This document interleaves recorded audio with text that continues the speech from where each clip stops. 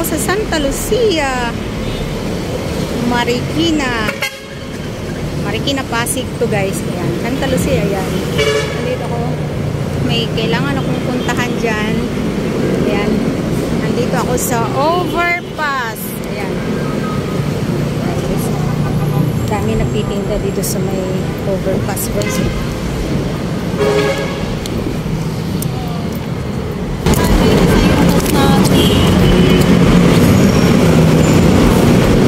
Kasi lahat ng mga videos ko guys nabura, nakurap. Lahat ng mga videos ko hindi ko alam bakit.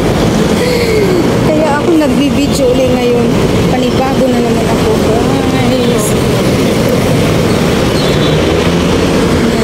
Dito tayo. Pero bago ang lahat, kakain muna ako kasi lunchtime na, alas 12 na guys. Quarter to 12. Oh.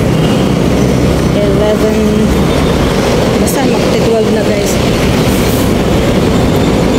Sandali lang naman dito. Uwi agad ako. Kailangan makauwi ako bago mag alas 2. Meron akong hinahanap dito.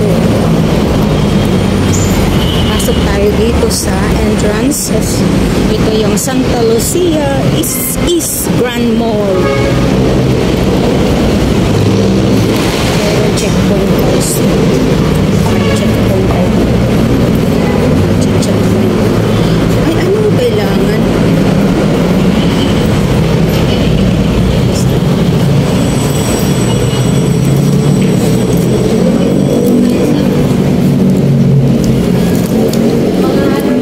Wala ko may checkpoint ba?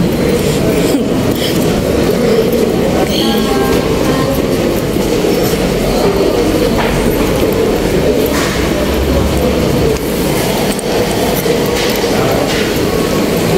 Madami pa.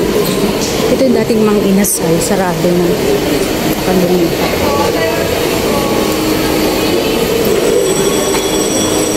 Wala akong ibang ma-vlog guys eh. Ayan guys, nasa second floor na tayo guys. Nag-mute na ako guys kasi ang lakas ng music. So, nag-voice over lang ako. Ayun, doon tayo pupunta. Doon sa watch time na yan. Yung tindahan na yan guys. Ayan. So, yan ang paligid ng ng Santa Lucia East Grand Mall. Tayo ay aakyat sa second floor muna. So, naka-chinelas lang ako, naka-medyas. Ganyan lang tayo ang natin, get up natin, guys. At may payong pa. Laging handa. Siyempre, baka umulan. So, nandito na tayo sa second floor. Yan, napupuntahan natin yung tindahan na yan. Ngayon lang natin uli napuntahan after 1 year or more. Yan, yung watch time na yan. Time collection pala, hindi watch time. Dito tayo bibili ng ating relo kasi nasira na yung relo natin. Hindi ako sanay ng walang relo sa aking sa aking wrist. Ayan, pili tayo. Ito siguro maganda. Para yan ang nagustuhan ko. So, pinakuha natin sa sales lady, guys. Lakas kayo ng music ng kanilang store, guys. Papatugtog pa sila ng ang ganda ng music nila. Kaya nakamute. So, binawasan, guys, ng kasi sobrang luwag sa sa braso ko, sa wrist ko.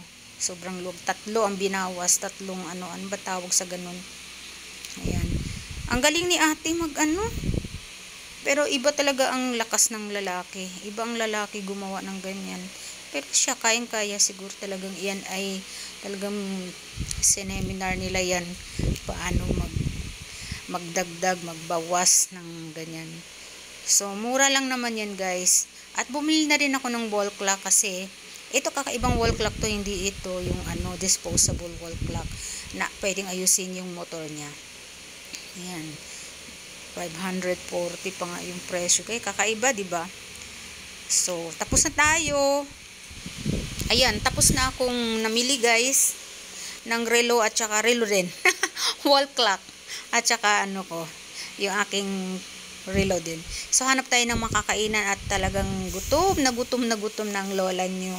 Hanap tayo ng, ewan, kung anong makita natin. So, ang gagawin natin bababa na naman tayo dyan So, habang naghahanap tayo, iba ating nahanap Pero wala yan. No pansin sa akin yung mga damit niyan. Hindi yan ang aking type.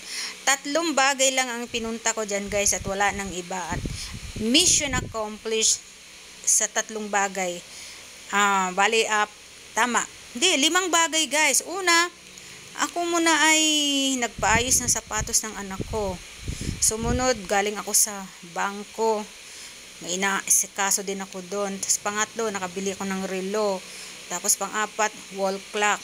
Pang-5, kakain. Ay, may pang-6 pa. Kailang hindi ko na na-vlog guys So, yan. Hanap muna tayo. Hanap tayo ng makakainan. Ayan, hanap pa rin tayo. Yan ang makikita sa baba Ang ganda. Ang ganda na ng baba ng Santa Lucia. Ay, ikot-ikot pa tayo. Sa totoo lang, hindi ako parang excited na magpunta dito. Talagang mayroon talaga akong sinadya. Matagal ko nang pinag-isipan. Ngayon lang natuloy talaga. So, no pansin sa akin yung mga ibang bagay yan guys. Kasi wala akong budget dyan. Ang dala kong budget ay para dun sa aking talagang sinadya sa Santa Lucia. Kasi galing ako ng SM, wala akong makita doon. So, sabi ko, Santa Lucia, sigurado ako. Dahil maraming pagpipilian. So, baba na tayo para hanap tayo ng makakain. Ano na naman kaya ang ating, mahanap dyan.